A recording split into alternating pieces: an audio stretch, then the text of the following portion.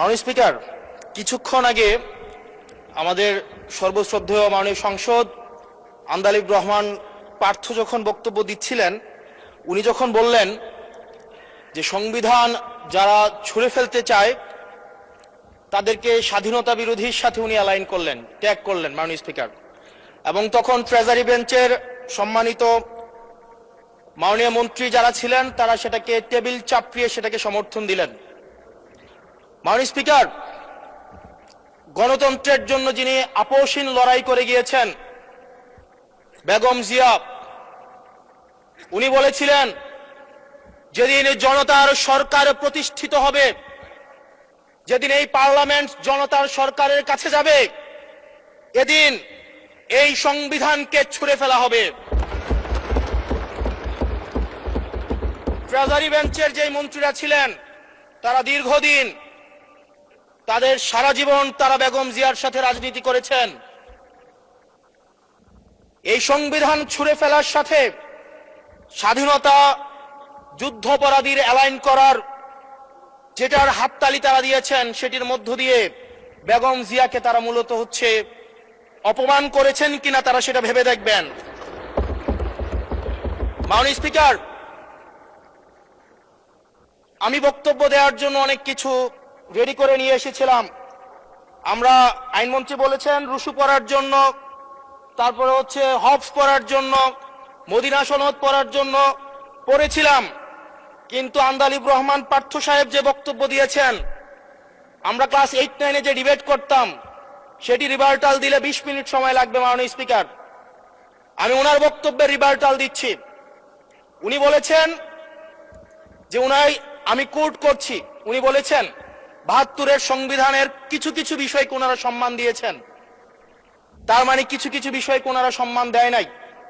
তার মানে এই অভ্যুত্থানের পরে এই সংবিধানের কিছু অংশ ওনারা মেনেছেন, কিছু অংশ ওনারা মানেন নাই।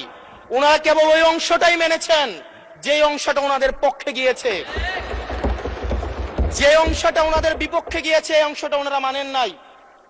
মাননীয় স্পিকার, এই ধরনের প্রকৃতি সম্পন্ন যারা আছে বাংলাদেশের পার্লামেন্ট যারা দেখছেন তারা সিদ্ধান্ত নেবেন, যারা কখনো কখনো কনফর্মিস্ট, যারা কখনো কখনো রিফর্মিস্ট, তারা মূলত অপরচুনিস্ট। এখন আমি সংবিধানের কিছু কিছু ধারা মানব, কিছু কিছু ধারা মানব না। আমি কখনো কখনো সাংবিধানিক, কখনো কখনো আমি অসাংবিধানিক। মাননীয় স্পিকার, যখন ডক্ট্রিন অফ নেসেসিটির প্রশ্ন আসে, মাননীয় স্পিকার, এই এক্সিস্টিং সংবিধান অনুযায়ী যখন 7A এবং 7B বলবৎ থাকে, সেই জায়গা থেকে আইনজ্ঞ করা মাননীয় স্বরাষ্ট্রমন্ত্রী উনি থাকলে ভালো হতো। ডক্ট্রিন অফ নেসেসিটি মাননীয় স্পিকার 48-3 অনুযায়ী রাষ্ট্রপতি সুপ্রিম কোর্টের মাধ্যমে একটা এই 106-এর অ্যাডভাইজরি একটা রুল আছে মাননীয় স্পিকার। এই অ্যাডভাইজরি রুলের মাধ্যমে সংবিধানের ফান্ডামেন্টাল কোনো বিষয় কম্প্রোমাইজ করা যায় না। মাননীয় স্পিকার, যদি আমি এই সংবিধান মানি তাহলে এই অন্তর্বর্তীকালীন সরকারের বৈধতা প্রশ্নবিদ্ধ হয়। মাননীয় স্পিকার, মাননীয় স্পিকার, যদি এই সংবিধানকে আমি ধারণ করতে চাই, মেনে চলতে চাই, সেদিন 64 বিধি অনুযায়ী অ্যাটর্নি জেনারেল নিয়োগ দেওয়া হয়েছিল 6 আগস্ট। মাননীয় স্পিকার, এই সংসদে প্রশ্ন রাখতে চাই, তৎকালীন বর্তমান রাষ্ট্রপতি চুপ্পু, তখন বলা হয়েছে অ্যাটর্নি জেনারেল নিয়োগ দেওয়ার ক্ষেত্রে প্রধানমন্ত্রীর সাথে আলোচনা করতে হবে। সেদিন কোন প্রধানমন্ত্রীর সাথে আলোচনা করা হয়েছিল সেটা আমাদেরকে অ্যাটর্নি জেনারেল জানাবেন। আমাদেরকে অ্যাটর্নি জেনারেল জানাবেন যেই হিয়ারিংটা হয়েছিল এই হিয়ারিং এ উনি উপস্থিত ছিলেন কিনা। তখনকার সময় যিনি প্রধান বিচারপতি ছিলেন ওবায়দুল হক, তিনি তখন কোথায় ছিলেন, সেই রায়ের কপিটা আমরা দেখতে চাই। মাননীয় স্পিকার, মাননীয় স্পিকার, আপনি যখন বেগম জিয়াকে 6 আগস্ট সর্বপ্রথম ছাত্র জনতা যখন সিদ্ধান্ত নিয়েছিল আর এক মুহূর্ত বেগম জিয়াকে কারাগারে থাকতে দিবে না, বেগম জিয়াকে রাষ্ট্রপতির আদেশের মধ্য দিয়ে বেগম জিয়াকে সেদিনই কারাগার থেকে যেই জুলুমের মধ্যে রাখা হয়েছিল সেটা থেকে ছাত্র জনতার রায়ের মধ্য দিয়ে সেখান থেকে বের করে আনা হয়েছিল। মাননীয় স্পিকার, যদি এই সংবিধানকে বাইবেল ধরে নেই, এই সংবিধানকে যদি গসপেল ধরে নেই, এই গসপেলের পুরোহিত অনুযায়ী যেভাবে ভ্যাটিকান সিটি চলে সেটা যদি আমরা ধরে নেই, তাহলে মাননীয় স্পিকার সেদিন বেগম জিয়া জেল থেকে বের হতে পারেন না। মাননীয় স্পিকার সেদিন বেগম জিয়া জেল থেকে বের হয়েছিল অভ্যুত্থানের জনরায়ের ভিত্তিতে। মাননীয় স্পিকার আপনারা বলছেন আপনারা ঠিক সেই জায়গায় আপনারা সংবিধানকে আপনারা মানছেন যেই জায়গায় সংবিধান থেকে আপনারা বেনিফিটেড হবেন। মাননীয় স্পিকার গ্রামের ভাষায় কথা আছে, বলতে চাই না, যে গাং পার হইলে মাঝি কোন দুলা ভাই। ছাত্ররা আপনাদের নেতা কর্মীরা গত 17 বছর ধান খেতে ঘুমাইতে হয়েছে, ত্যাগ তিতিক্ষার মধ্য দিয়ে যেতে হয়েছে। মহাসচিব কান্না করে বলেছে তাদের নেতা কর্মীরা ঢাকায় এসে রিক্সা চালিয়ে জীবন নির্বাহ করত।